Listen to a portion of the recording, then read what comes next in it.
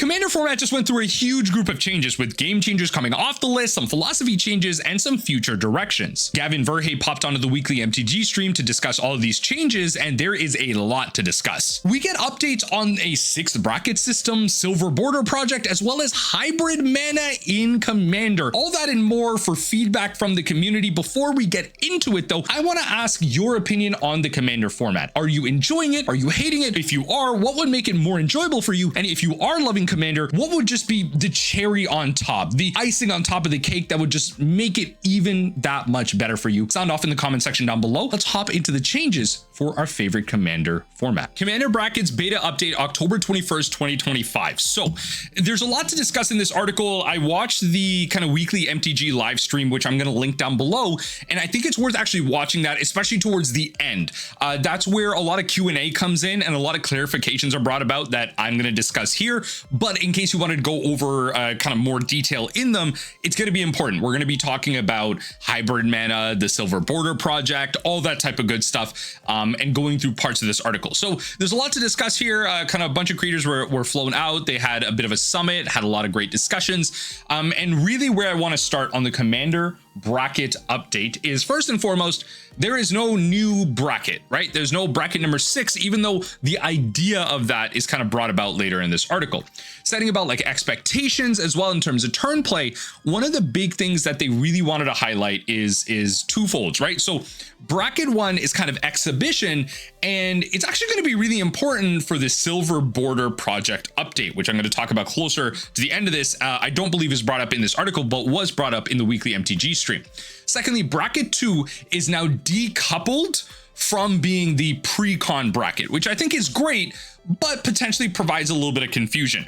I think it did do some service to it, but also overall, it probably was just a net negative to the bracket overall. Like once you're not in a bracket of just being in the pre-con, you were either really bad in bracket 1 or you were just in bracket 3.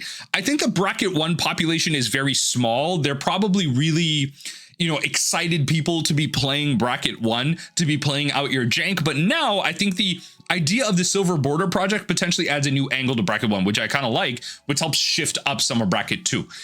Notably, the second big piece is the fact that tutors are also now gone. The tutor restriction is now gone from bracket 1 and bracket 2. You don't have to pay like a few tutors, because the idea of a tutor was just so broad, right? Like there's so many things that are a tutor that you don't really think about. Like when you ask for tutor, you're thinking of like demonic tutors and vampiric tutor. You're not thinking of like this 5 mana thing that grabs an elf, or like the 3 mana card that ramps you up a basic land. Like that's a tutor, right? And so these cards are now, based on that broad definition, decoupled from this. You are allowed to play as many tutors as you want within bracket definition, and they want just the Gamechangers list to manage that, because there are, in my opinion, a lot of safe tutors. They also did briefly bring up the fetch land thing in the weekly MTG. They're not going to change that. They're going to keep that pretty consistent with the rules in that sense. And so the rest of this is also largely the same. They've broadened the definitions, which I think is really important. So I highly recommend you go through this. But they also mentioned in the weekly MTG stream that they do not want to make a separate ban list for CEDH. People have talked about this, how, the one-time precedence of banning Flash for the CEDH players, that was done before WotC took it over and everything. That's a decision they're going to stick by, because that was a decision made, but they are not going to be making a separate ban list, which I think is perfectly fine. I think there's too many crybabies on the casual side, and there's too many crybabies on the CEDH side. Tournament EDH, I think, is an absolute joke of a format. I see so many people in my Twitter replies just being like, does a guy like this even play CEDH at a tournament? It doesn't matter. It doesn't matter. The point system is an absolute joke. The whole tie problem is absolute nonsense. The 4th player win rate problem is astronomical. There's so many fundamental problems with it. Will I continue to play CEDH? Yes, I have 2 proxy CEDH decks behind me. I enjoy it at a jank level. There's actually like bracket 2 CEDH decks or not bracket 2, like tier 2 CEDH decks that I really enjoy. It's great. Tournament EDH, absolute nonsense. And I think that's going to be the broader reason why people want that separate ban list. I think regular CEDH, just at your locals, you go in like, hey, do you have CEDH? Let's play. That's fine. You don't need a separate ban list for that. Tournament CEDH, I think those players, the grinders, really care about like, banning Ristic Study and all that. Like that also gets addressed later in the article. Now here, kind of going into a broader definition of kind of breaking some of this down, you know, removing the tutor restriction, the game changer list philosophy. And so some of this is actually really important because they took cards off of the the game changers list. High mana value cards, if you're spending a ton of mana on something in Commander, it's going to be strong. We want to keep a focus on cards that can change the game in the early turns, where it can be most frustrating to have someone run away with the game before people are able to develop. Legends that are just powerful commanders. The easiest thing to opt out is someone's commander. If someone says, I want to play Yuriko, you know exactly what that means, and it's easy to prompt a conversation. If something is wildly powerful in the 99 or simply unfun all around, we're leaving it on the list, but power alone isn't a reason to list it as a game changer. So that's the general philosophy there. Here, with that reason in mind, are some of the cards that were removed from the game changers list. So high mana value stuff like Expropriate, Wild. This is a card that there's always that one idiot in the play group that votes wrong in this. They're like, I'm going to give you all the extra turns you want. You're not allowed to take anything I have. You're an idiot. You're an idiot. Like there are 1 out of 10 times where that's a correct decision. And you better be able to explain yourself because it probably isn't correct anyway to just, you know, give them a turn. Jin Gitaxia's Core Augur. I think this one, like, this is one of those things where, like, yeah, if you cheat out early, it becomes that, you know, problem where people's hand size is like really reduced. Sway of Stars. I've talked about this coming off the game changers list. Is like now that like it's coming off, it's kind of funny. It's kind of funny. I'm putting it in. I'm putting it in decks. I'm gonna be that demon. You know, just the fact that it shuffles all permanents back is wild because it's just a full reset, right? Each player shuffles his or her library, graveyard, and permanents they own into the library, draw 7 cards, each player life total becomes 7. So it just, you reset the game, you Shahrazad the whole game in a way, and everyone's life total just becomes 7, right? Whether you're at 2 life and you gain 5, or you're at 40 life and you lose 33, right? You just go to 7. It's kind of beautiful in its own way. I kind of want to build a deck that's all about resolving stars. Oh my god. Vorinclex of the Voice of Hunger this one's actually kind of a wild one. This is a card that actually has wild effects. Whenever a land you tap for mana is tapped, you had 1 mana of that land would produce. So you kind of double your mana almost, right? So if a land taps for 2 mana, you make 3 mana, you don't make 4. That's the way you think about it. Whenever an opponent taps a land for mana, that land doesn't untap during its owner's next untap phase, immediately restricting you on things. If you just get this out and you're able to protect it and your opponent, you know, oh my god, it's just like things just don't untap. Like this is a prison piece through and through. It's one that helps push you ahead. I think like the fact that it doesn't have any protection is the big thing for it. Like, yes, it's very easily countered. There are ways to protect it, but there are also ways to remove it pretty well. You really do have to set up for something like this being that problematic. It is a big thing to cast. Green does have very big ways to get to these high converted mana costs. I'm kind of 50-50 on this. I think I'm fine with it overall. It's a powerful Magic card. You just need to be aware of it, especially if you're playing at locals. Like if you come across it regularly against like players, you just need to have those conversations. You know this player is playing Vorinclex. Play around it, right? Just have that discussion. Legends that are the strongest in the command zone. So these are cards that are coming off. Kinnan.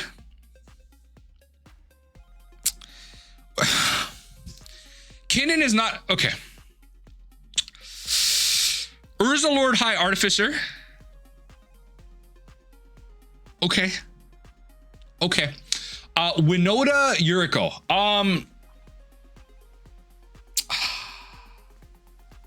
I don't know about any of this. I'm not gonna lie. Like, okay.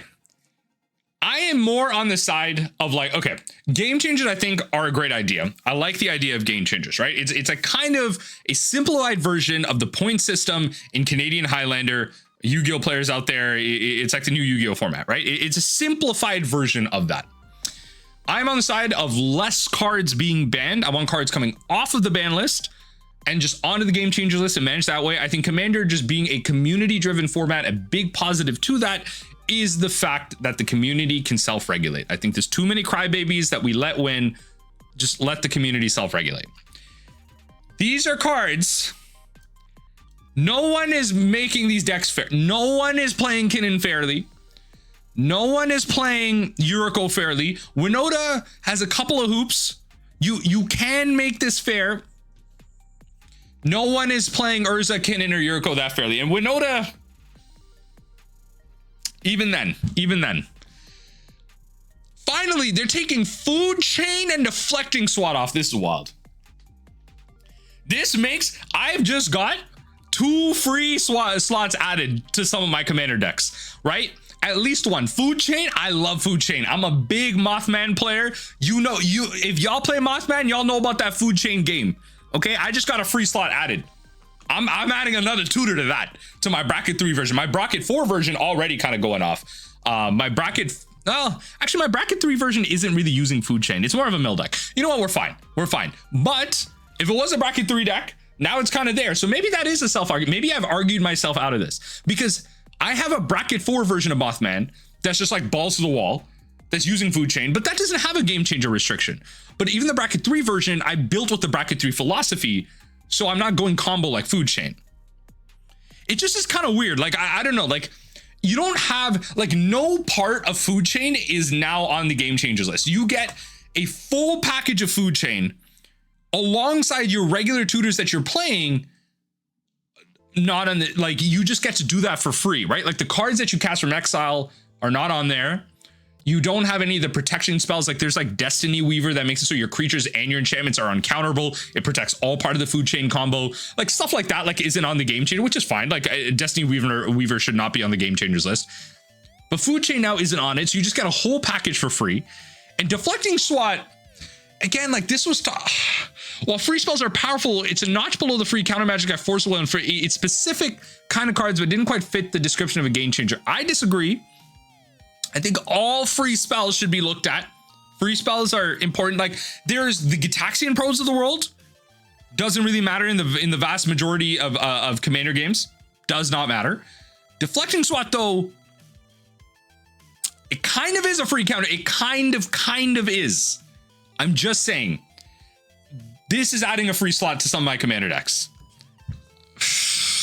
Food Chain is an incredibly powerful combo card. However, because it's a combo card, it doesn't risk causing trouble in the lower brackets anywhere. Adding it was sensible because of its pedigree, but as the community noted, the brackets are a really good job of restricting combos. Today, we're taking it off the list. I don't know. I just, like, I think, like, okay, you go back up to the bracket definition, right? Bracket 3. Powerful, optimized, generally you don't expect to, play at least 6 turns before you win or lose. I feel like it's too easy. Green decks really get ahead on resources by the time, like, you play Food Chain on turn 6, you likely have so much more mana than everybody else if you built it right. And you have so much more mana to double spell, they destroy your Food Chain, you have Shifting Woodlands to be a copy of the Food Chain in your graveyard, and there's so many things that you can do. I just don't know if this is the right call. They talk about cards that stayed. Coalition Victory, I think, definitely can't. I'm still on this wave. People think Coalition Victory can't come off. I don't want to play in Commander Pods with you. I know y'all are going to freak out when I cast a ramp spell on turn 2. Y'all the type of play. The people that do not want Coalition Victory to come off are the type of people to freak out when you cast a Kodama's Reach. Derogative, just saying. Them the same type of people, okay? When you kind of shift downward here, commander discussion topics, I think these are really important as well. I have some notes that I'm just going to double check as well. I was like going through like everything is writing down important stuff. But first of all, Rhystic Study, not going to ban Rhystic Study, pillar of the format, similar argument to what they're kind of saying in like Legacy with like Reanimate and stuff. Beloved card. Thassa's Oracle, I think, is an interesting one. I think Thassa's Oracle is actually really fundamentally important. I think the card is actually relatively broken, and I could see it going either way. I think the card actually does help streamline combos. I made a whole video about this, by the way, about how it actually helps improve interaction and decision making, but also it is that kind of degenerate, everything goes down to one option, Thassa's Oracle is an all-in-one package type of card. I think in general, in like 1v160 card constructed, Thassa's Oracle is like a net positive, I believe, because it streamlines combos and improves the quality of interaction that you must play to interact with your opponent. You can't be playing jank. You have to be playing the best of the best. And also it improves that in ways where you start to play cards with optionality. It improves the cards that exist in the game that have different options. You don't just play narrow, like stop the game type of, you know, sideboard cards where decks are built to answer because they know their win condition is so all encompassing. I think for Commander though, I can see it going 50-50. I think it's really problematic from a CDH perspective, but I think that format regulates itself anyway, and it's not that much of a problem as they mentioned in the rest of casual tables. So why even bother? I can see it going either way. I think Thassa's Oracle overall though is fine. The discussion around another bracket. We ultimately want to see how today's changes impacted brackets before adding additional ones. The cost isn't zero, as people have yet to learn a new nomenclature. This is something we'd love to hear from you. You know, like brackets between 2 and 3 and 3 and 4. I think this is too much. I think all people want, like people want the bracket 10 system without actually the bracket 10 system. And the bracket 10 system was so fundamentally fraud. The great thing about bracket 5 is that it is in many ways the bracket 10 system simplified. But because you started it now, there's so much more community uptake. So you have the bias of current implementation by a governing body. Bracket 10 was a community-led effort that had so many problems. A lot of people were unsure on. There are many like kind of divisive issues. Wizards of the Coast comes down and says, bracket 5, this is what you got. You got these 5 brackets. You have widespread community acceptance, creators, all that stuff. So the bias of it being implemented now has really helped bracket 5. Acknowledging the fact that it is simplified bracket 10, we don't need to make that closer to bracket 10. We can just keep it where it is. I don't think we need an additional bracket. It's fine. The format will self-regulate. The important part here is hybrid mana. Hybrid mana. The TLDR here is I really want you to read this and actually go into the weekly MTG because there's some great questions asked. But really, the proposal would be that strictly for the purpose of deck building, you can treat hybrid symbol as either of its 2 colors. So this is a proposal. They don't want to change this right now. They're asking for community feedback. So I'd really like to hear your thoughts in the comment section down below. Risk the Redeemed would go into a white deck, a green deck, or would be a commander for a green and white deck. It still looks at the rest of the mana symbols as the card is normal. So for a card like Deathrite Shaman would remain ineligible for a mono black deck because it has a green mana symbol in its tech box. So I actually kind of like that. It's like, yes, you can make treasure tokens in the mono black deck to cast a green, but the hybrid makes it ineligible. The hybrid is either or, but Deathrite Shaman is one or the other. It is not you get both. So I actually kind of like that restriction. And then when it comes to 2-brid mana costs like Beseech the Queen, our inclination would likely to be let those cards work the same way in any deck that you would want to. So I actually really like this. I think this is a net positive. I've never tried to rule 0 any of this, but I've heard of people wanting to rule 0 this. And honestly, when you explain it with this differentiation, I actually think it makes a lot of sense. I actually think I like this, and I look forward to this change next year. I think the Commander format panel is currently making a lot of positive changes for the format. I really want them to implement this. I think the reasoning is pretty logical. You remove Deathrite Shaman, you keep risks, especially because of its activated abilities. You allow Beseech the Queen to work. I think this is a great idea. Cards like Ashiok Dreamrender can now be in mono black decks or mono blue decks. Really like it for something like that. But you, obviously it's not hybrid mana, but you can't play Ashiok Nightmare Weaver. That's not hybrid mana. They also briefly discussed on the topic of commanders, they briefly discussed planeswalkers being on the command list.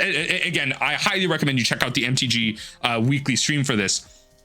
Gavin Verhay overall is like, he thinks like it's cool, but like overall there'd be so many problems for it that they don't want to bother. There's so many older planeswalkers that would be just like really frustrating to like change for that, and there's so many commanders that they've designed around having that, like that other commanders just wouldn't be a good idea for. I'm not saying this is a broken thing, but like imagine just like Liliana the Veil in your command zone. You go turn 1 Dark Ritual into Liliana the Veil, each person discards a card, and then like I don't know, you just start doing crazy things, right? Like it's all very possible.